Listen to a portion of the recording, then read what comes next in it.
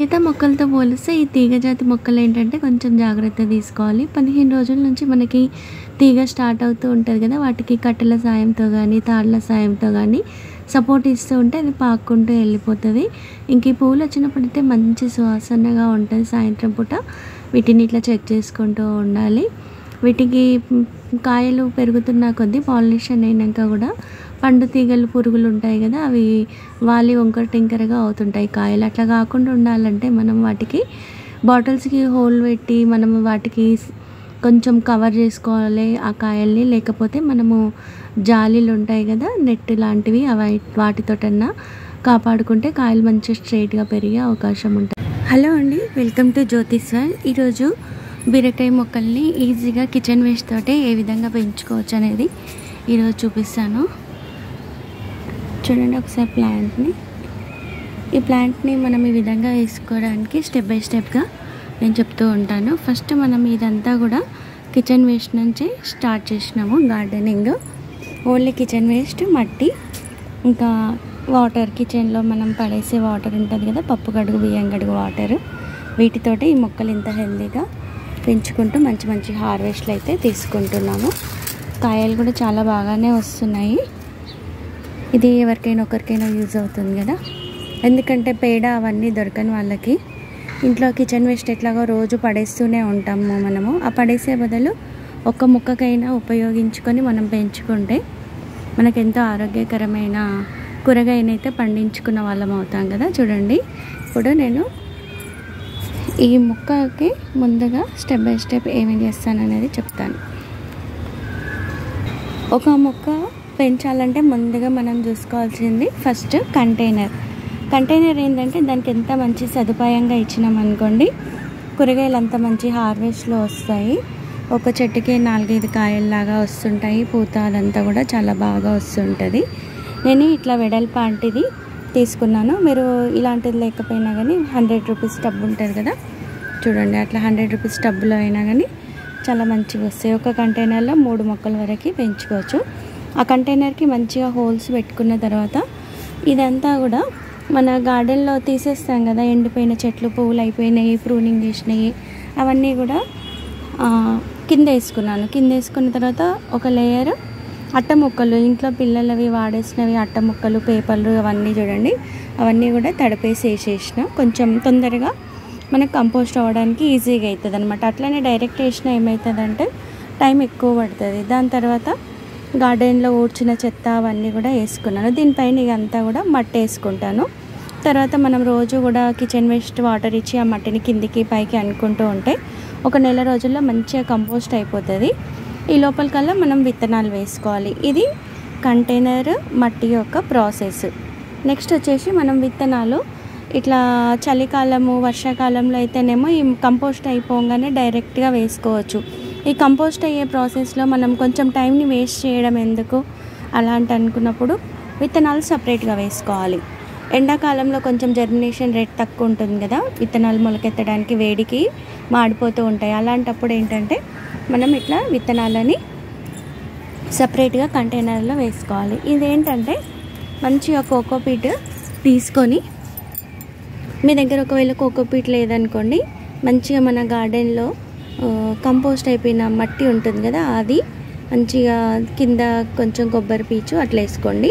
మొత్తం కోకోపీట్లు అయితే చాలా బాగా వస్తాయి మొలకలు. ఇప్పుడు ఇంత ఎండాకాలంలో కూడా ఇంత బాగా వచ్చినాయి అంటే హెల్తీగా, మీకు ఈ మొక్క చూస్తేనే మీకు అర్థమైపోతుంది ఇది చాలా హెల్తీగా పెరిగింది, మనకు మంచి రిజల్ట్ ఉంటుందని ప్లాంట్ చూడగానే అర్థమైపోతుంది. ఇట్లా మనము అక్కడ కంపోస్ట్ అయ్యే ప్రాసెస్లో అది మట్టి నెల వరకు కంపోస్ట్ అవుతుంది.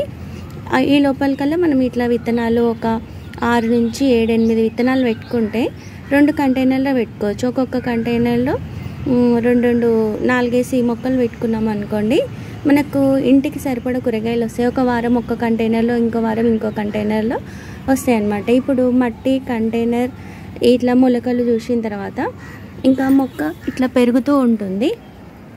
అలా మనము విత్తనాలు వేసుకున్న తర్వాత మనము మొక్క ఇది ఇట్లా కంటైనర్లో పెట్టుకుంటే మనకి ఇట్లా స్టార్టింగ్ పువ్వులు వస్తూ ఉంటాయి. ఇవన్నీ కూడా మేల్ ఫ్లవర్స్ అన్నమాట. 20 నుంచి 25 రోజుల టైం వరకు మనకి ఇట్లా ఒక పూత వచ్చి ఇట్లా వస్తుంటాయి. మనం ఇక్కడ పించింగ్ చేసుకుంటూ ఉండాలి. చూడండి ఇవన్నీ కూడా అవే మొక్కలు.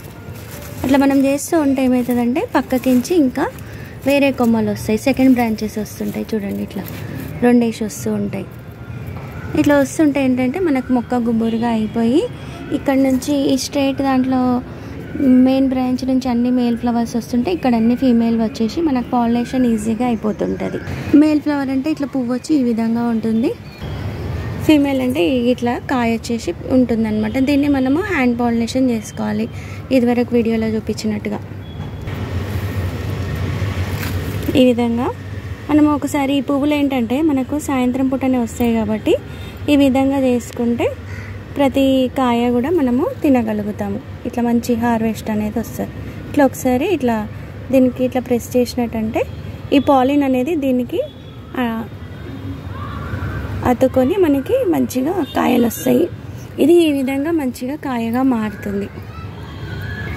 చూడండి ఇట్లా చిన్న చిన్న కాయగా మారుతుంది. లేకపోతే మనం ఈ విధంగా చేయకపోయినాం అనుకోండి ఈ విధంగా మాడిపోతాయి కాయలు అనేటివి.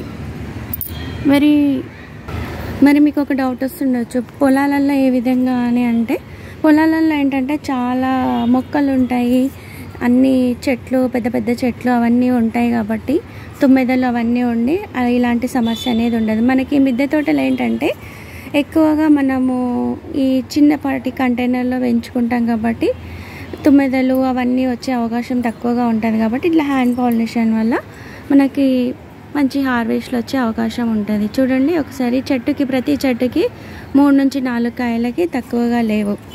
ఇట్లా ఏంటంటే ఈ హార్వెస్ట్లను కూడా ఇట్లా మనము ఈ మొక్కలను కూడా పెంచుకునేటప్పుడు ఏంటంటే తీగ జాతివి ఒక మొక్కకి హార్వెస్ట్ ఒకసారి చేసుకున్నామంటే సీడ్కి ఒక కాయ వదిలేసి విత్తనానికి ఒక కాయ వదిలేసుకొని మనము ఇంకో కంటైనర్లో ఇప్పుడు నేను చూపించిన విధంగా నారేసుకున్నాం అనుకోండి ఈజీగా ఎప్పటికీ సంవత్సరం పొడుగునా కూడా మనము ఈ కూరగాయలని హార్వెస్ట్ చేసుకోవచ్చు. బీరకాయ, సోర ఇలాంటివన్నీ, వంకాయ, టమాటా అన్నిటికీ కూడా ఇలాంటినే, కాకపోతే ఒక్కొక్క దానికి ఒక్కొక్కలాగా చేసుకుంటే సరిపోతుంది.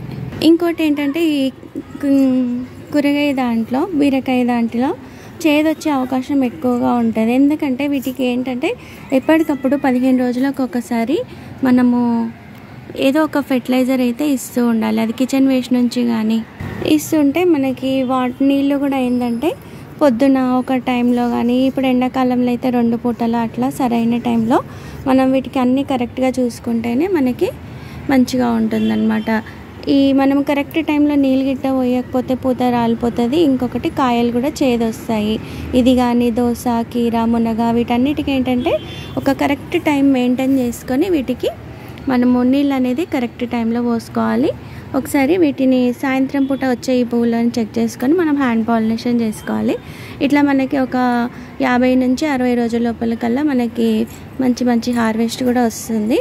ఈ విధంగా మనము ఎప్పటికప్పుడు చూసుకుంటూ చేసుకుంటే ఈ కిచెన్ వేస్ట్ నుంచి కూడా ఎంతో బాగా హార్వెస్ట్లు అయితే తీసుకోవచ్చు. ఇంకేమైనా డౌట్స్ ఉంటే కామెంట్ రూపంలో అడగండి, నాకు తెలిసింది చెప్తూ ఉంటాను. మరి మరొక మంచి వీడియోలో కలుసుకుందాం. Happy gardening.